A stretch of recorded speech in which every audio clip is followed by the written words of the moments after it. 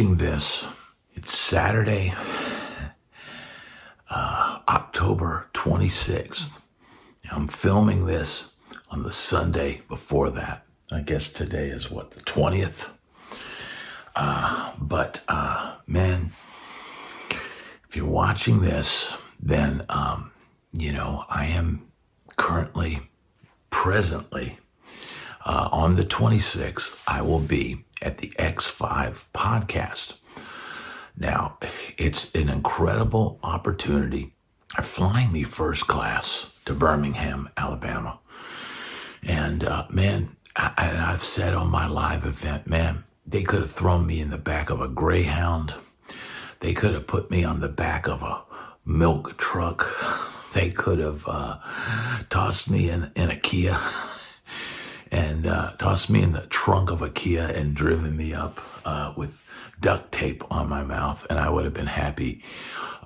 It's an incredible opportunity. And, you might be asking, how did you get to this point? How did this happen, man? Many, many times in my life, and I know everybody that watches this channel can relate, I've been the underdog. Been the underdog most of my life. I can relate to movies like Rocky. I can relate to movies like Mickey Rourke and The Wrestler, very much parallels to my life, being the guy, and he's still, in the Wrestler, Mickey Rourke is like, she's like, my brother used to have your poster on his wall, and you're still wrestling. Oh yeah, still jumping from the top rope. Man, that's more and more how life, started to feel the older you got, and you're still going out there and doing it. And, it doesn't ever seem to ever lead to any golden road. There's no golden ticket. There's no fast road to success. There's no $1 million check at the end of the rainbow. It's just getting up every day and doing the work. And that's a lot how opportunity happens. For some, I've known people, they get to town and, within a year or 2 years, and sometimes even 6 months or 3 months, they get some road gig and they're off for years. They're off for years. Still don't think they're, millionaires, but people think if you're riding on a tour bus and you're on tour that it's, just some magical thing and you're making tons of money. And man, if you watch this channel, that's not really the case, but you are seeing them, possibly on TV and, playing these huge arenas and doing all that. Man, that's a great thing. That's a great opportunity. And, X5 podcast, I can remember, because look, I started for some reason around December of last year, 2023, I started, something in me kicked in. And so I put up this video of me playing this Epiphone, funk riff on an Epiphone Silverburst Les Paul. Nothing high tech. I don't even think I didn't even record the guitars direct. I just played in the room, turned on the thing and posted it on my YouTube. And I had this YouTube channel for, 14 years or something before that. And occasionally I'd post stuff. When I got off the road, I tried a little bit to get it going, but I didn't put in the daily work. And, something kicked in. And I noticed, this video of me playing got a quick 700 views. And I'm like, that's a little unusual. They don't all take off like that. And I think I tried it again. And I think maybe that video only got 50 views, So I was like, well, but something in me kicked in because I had been looking for another income stream. And I had tried the print on demand thing, and I've been trying all this other stuff because I know, man, getting harder and harder to play these gigs. I start getting older and older. I still start getting further and further removed from, let's face it, the youth that drives the music industry. And as you start getting older, you start feeling like, somebody's dad on the gig, or you become the old guy on the tour bus. Hey, you kids, keep it down. I'm trying to sleep.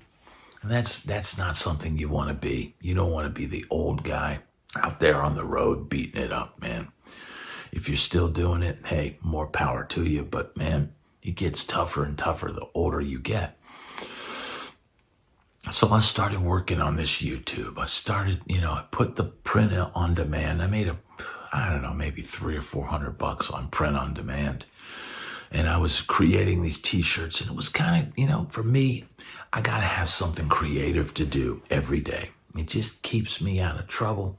It keeps me working on something. It keeps me, motivated to do something. And it's always been that, whether it was writing songs or playing guitar, it's just, I got to do creative work every day. And so I started cranking out videos, and I started, I was trying different things, trying to find different angles, trying to find different niche, and my first inclination was to just play, because that's what I'd always done to make money in the past. But the reality was, there's a lot of people that can play guitar. And there's a lot of people that can play guitar better than me, especially in the internet world, where there's people that don't even play gigs, and they've got all these chops. And so they post these clips of them, playing all this stuff. And I'm thinking, man, if I played that on a gig, I'd get fired. But, in the meanwhile, I'm trying different things. I'm doing basic, guitar lessons. I did a Keith Richards video where I showed the open G tuning, and that ended up doing pretty good. I think I got like 5,000 views. I started watching my subscribers go up, and I knew I had to get to like 1,000 or 2,000 to get it monetized. And the hardest part was probably getting the watch hours. It's a lot of watch hours to get your channel monetized. But I never stopped. I never flinched, and I was always trying. But I never flinched. I never stopped. I just kept on working on it. I kept working, and I kept working and trying different things. And I was demoing products. I was doing tone battles between, this modeler versus this modeler, and doing anything that I could do. I can't really, with a family and my wife working from home and my child, I can't crank up these tube amps and run pedals into them and do all that. I just can't do that. It'd be too loud, man. They'd be, Daddy, it's too loud. So, any kind of modeling, anything I can record direct, I would do. So I would order pedals. I would order modelers. I would order things. I'd try to get it, obviously I'm not getting it direct from the manufacturer. So it'd be 2 or 3 days after something would come out that I'd be able to get it.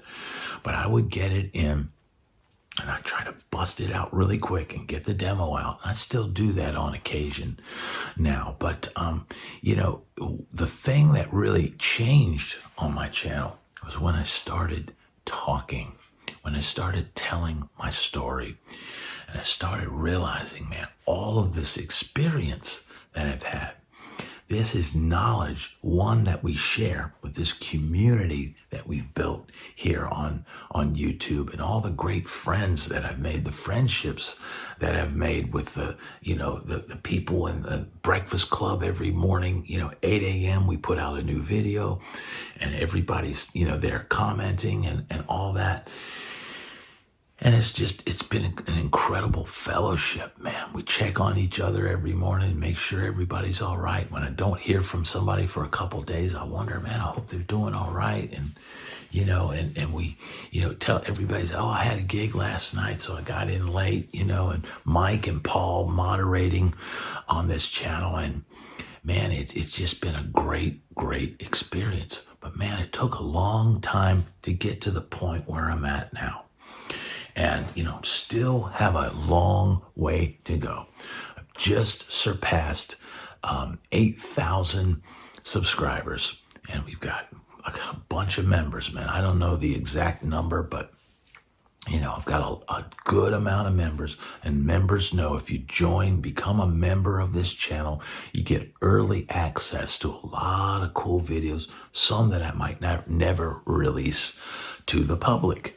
So, it's some great stories about the Sunset Strip and some wild stuff. And man, like I said, some of these stories that I tell, I know that there's people in these stories that were there, and they'll go, oh man, he's telling this story. So some of them I might not release because there's no need to call people out. There's no need to do it, but these are valuable lessons, and you can learn from my mistakes, or we can share the fellowship of being in similar situations, because I know a lot of people in the comments all have similar situations to the things that I've dealt with. But man, getting back, the reason it's a Saturday morning, I'm probably not at the Breakfast Club this morning. I'm pre-recording this message. Say thank you to everybody that tunes in every morning. I'll be at X5 if you're watching this. I'll be in Birmingham, Alabama, and I'm not sure if we're taping on Friday night or Saturday morning, but I'm going to be there Friday and Saturday, and then come home Saturday night, flying in very quickly, flying out. But man, getting to that point, realizing then probably around January or February that my wife is like, I've got a job opportunity, and if I get this job, we may have to move. I'm like, oh man, I gotta leave Nashville. All the people I know, my phone rings. I'm still playing gigs. Yeah, I was a little bit in a lull there because of some shakeups and stuff going on behind the scenes, stuff completely out of my control with some of the bands that I was playing with. But I was still working, man. I was still playing gigs. I was still getting paid pretty well to go out and be a weekend warrior. And man, playing those gigs were good for me, man. It was good practice. It's good getting out there, doing that. But, as you get older, you start feeling it. And you start feeling incredibly sore on those tough gigs where you've got to work extra hard. You start really, really feeling it. And so I started realizing, okay, my wife gets the job. We're going to have to leave.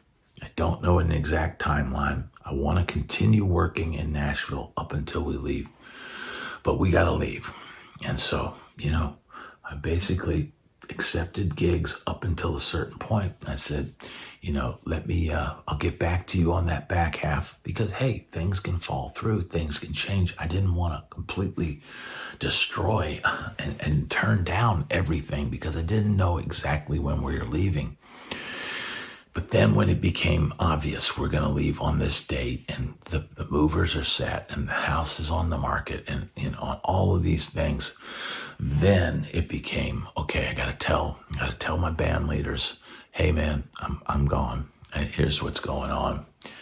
And it is what it is. But thankfully, I had been grinding on this YouTube channel and grinding and building it up. And it still wasn't at the point. I think it was literally the last week I was in Nashville that it was getting to a point where it was going to be monetized. And I had no idea. It's still not a lot of money. It's maybe close to what I would make on a, let's say, an okay month playing in Nashville. It's not a good month. It's not like, woohoo, had a good month. Let's all go out for a steak dinner. Man, it's still a grind every single day, man. I'm up at 5 a.m. every day, 7 days a week. I'm on here 10, 12 hours a day. I'm at that computer. I'm literally watching my numbers. and going, hey, I need to release the torpedoes, release the video. We've got, our numbers are down, Captain. What do we do? Release the video. And looking at what I have in the pipeline and going, I think this one might do good. Because you can think that a video is going to do great, but you really don't know until you release it. And one of the videos that just blew up and gave me the direction on this channel was called Broke on the Road. Man, that thing got like 100,000 views. I was like, man, all I did was talk. Are you kidding me? But man, the story and the fellowship and the camaraderie, all of a sudden I found my people. Here are my people, the Breakfast Club, man. We're the guys that went out there and did it, man. We played gigs and man, we didn't get rich, but you know what? We lived to tell the tale. So that got me on the radar. That got my channel, got my numbers all up, got everything going. And like I said, it's still not a lot of money each month, man. It's like, and it's not even the amount of money that I would make on a decent month towards the end there, because I was making good money on my gigs. Just going out on a Saturday night, an occasional Friday, and maybe doing something in the middle of the week. So, it's still a daily grind. But, I went out, people said, hey, maybe you should go live. And I thought, oh, maybe I should go live. So I went live and, I'm sitting there. We were down in Florida. I'm at my, parents' little vacation place in Florida, just staying there temporarily till our house is finished down here in Florida. And I'm out there, I'm outside, there's lizards crawling around, there's palm tree things, and all of a sudden I see X5 podcast and boom, they make an incredible super thanks to the channel. And I'm like, holy guacamole. Like what? I didn't know who X5 podcast was. I'm like, what is this? And I'm like blown away, but I'm trying to just remain calm and just be, thank you so much, X5, thank you. Apparently my message, because X5 podcast, they're musicians just like me. And my message was resonating with them. And they were seeing that I was building something and that I was grinding and that I was doing the work. And man, the next time I went live, boom, another super thanks. And they send a message, hey man, we'd like to have you on our channel. And I'm like, mind blown. And so I reach out, and I say, hey man, and I sent an email to the email address I could find on them, because I had to dig it up. It wasn't like, here's my email address. No, I had to try and find the contact information, but I sent an address. And then I didn't hear anything back. But I think they sent another super thanks the next time. It says, hey man. And I said, hey, I tried to reach out to you guys, but I didn't hear back. And so, oh, okay.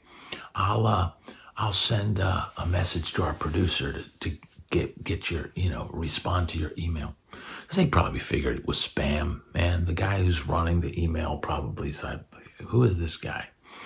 And exactly, who is this guy? Who am I? But the reality is, man, it's like this was opportunity knocking. I needed something to happen. And I allowed it to happen. But I put in the work first. And man, here we are today. I'm on my way to 10K with this channel. I'm currently, if you're watching this, I'm currently up in Birmingham, Alabama. I'm taping another podcast, a huge channel that's got over 158,000 members. And I'm still flirting with 10K, but I have a feeling, man, I'm going to keep working at this. And if it takes putting out 2 or 3 videos a day, I'll do it. I will put in the work. and I will get it done. And I just want to thank every one of you who've tuned in, who've become a part of this channel, part of its growth process, and a part of its continued growth and evolution. Because then we started doing interviews, and we just had last weekend Rudy Sarzo, and coming up this Sunday, the Lance Morrison interview with Mike from the Dirty Knobs, playing with Mike Campbell. So I'll probably have to put out this video. No, that will come out Sunday. That will come out Sunday. So Lance Morrison from the Dirty Knobs, Mike Campbell's band, Rod Stewart, Alanis Morissette, all of this stuff. That's going to come out Sunday morning. So everybody that's watching now, man, be ready for a great interview with my old roommate, Lance Morrison, tomorrow morning. I just want to say thank you to everybody that's tuning in, that's helping this channel so much. I'll be back live next Saturday, and I'll probably go live tomorrow, the 27th. If you're watching this, 27th of October, I will go live. And once I get back from Birmingham, and I'm sure I'll have lots to talk about. But thank you so much for tuning in and helping me with the growth of this channel. It's been an absolutely incredible ride.